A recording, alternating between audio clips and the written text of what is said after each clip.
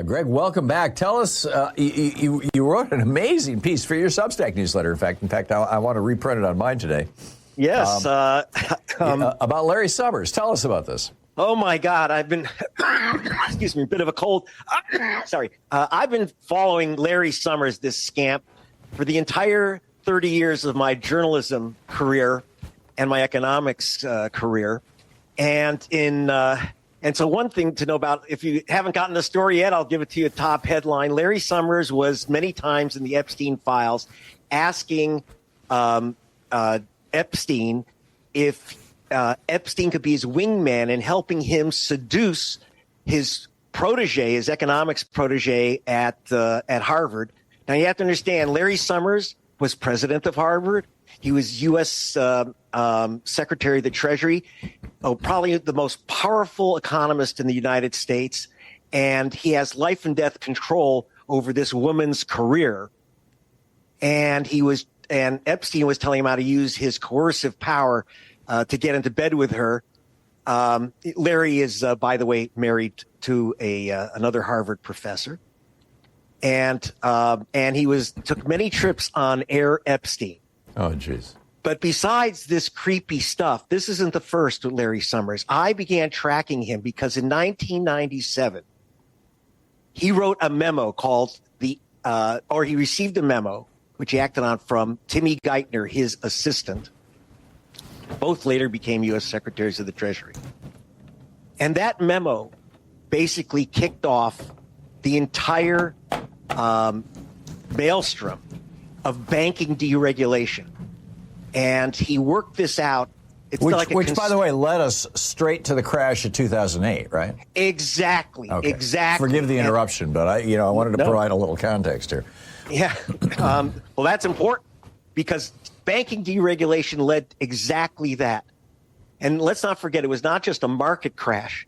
It was a human crash where we had 12 to 15 million Americans foreclosed on and kicked out of their homes. And this was directly set off by Larry Summers. And I should add, by the way, I'll skip down in one of the points in the article. It was Larry Summers who went before Congress right after Obama was inaugurated.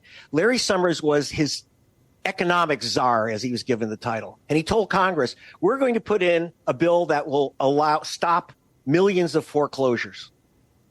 Then he went to Obama's office and said, we're not doing that, and convinced Obama to say he was going to have a moratorium on foreclosures, but he blocked it. And Greg, again, so you ended up with millions out of their homes. Yeah, and in fact, who was Trump's first Treasury Secretary? He kicked 30,000 people out of their homes all by himself. Robo-signing. Yes, the guy who married the movie star and was his picture. Scaramucci.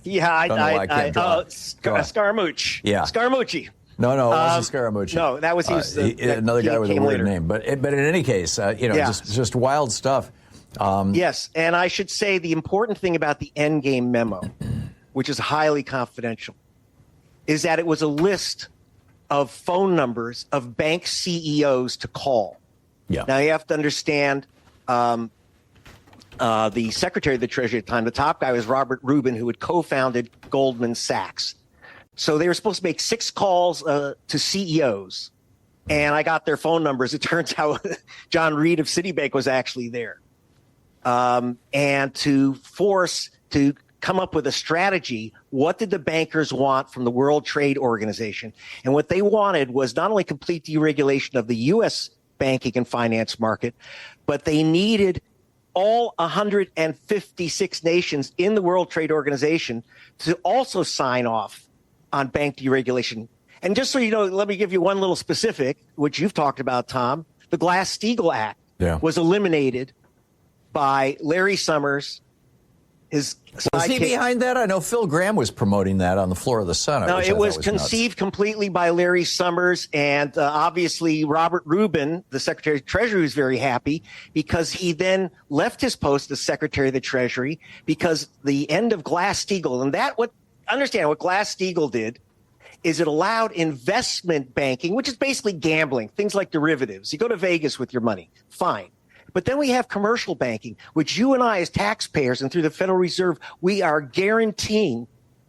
These are guaranteed savings accounts. These are your checkbook and savings account banks, as opposed to your gambling banks, your investment houses. Yeah. Exactly. So Franklin Roosevelt created the Glass-Steagall Act in the New Deal because the banks had collapsed. And what he did was he says, no more gambling with the public's money, but the money you don't gamble will guarantee. What happened now under Summers and Rubin and Geithner, they collapsed. They said you could take the government guaranteed savings accounts, go to Vegas and gamble on derivatives. And they blew it all. It required a $4 billion cash bailout to Citigroup and Goldman Sachs and others, and under what was called the TARP program.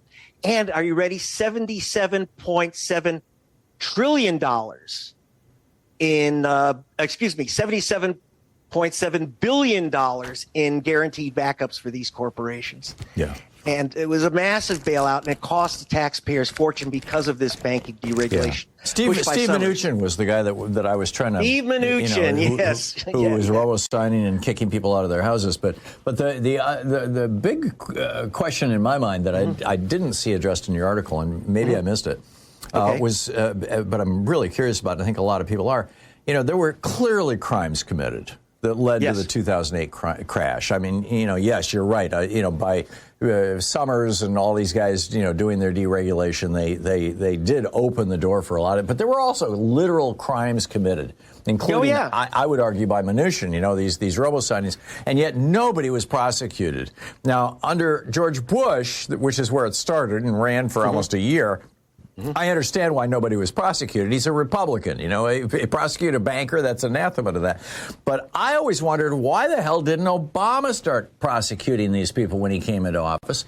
And I'm wondering if Larry Summers played a role in that. What do you think? 100%. And remember, don't forget, part of the reason the mortgage markets collapsed was not, just something fell from the sky. John Paulson, who was one of the chairmen of a fundraising committee for Trump, John Paulson cranked the market for $14 billion selling junk derivatives that he knew were worthless into the market, and he especially sold them to the Europeans.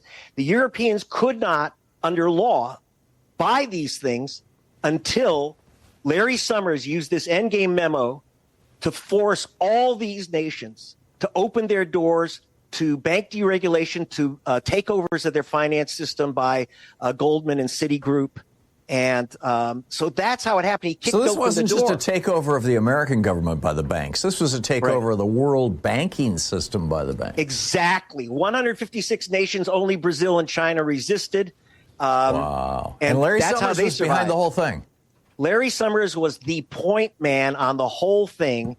And so what happened is that, by the way, the reason he became the point man and became U.S. Secretary of the Treasury is that once Glass-Steagall collapsed, American Express and Citibank joined together into this Glass-Steagall-less monstrosity called Citigroup. They lost trillions of dollars, which had to be backed by the U.S. Treasury in this derivatives game. And then Robert Rubin became the chairman of this new Citigroup, which he created. And his starting salary was $129 million. So when you say no one could get arrested, they would have to. Yes, it would be mostly Republicans, because Republicans saw, hey, the Democrats are playing fast and loose and cashing in. Hey, we can play that game even better. Right. But they would have all gone down if they would have opened up that bag of worms. So, Greg, I think about about 2 minutes here before we hit a hard break I can't control.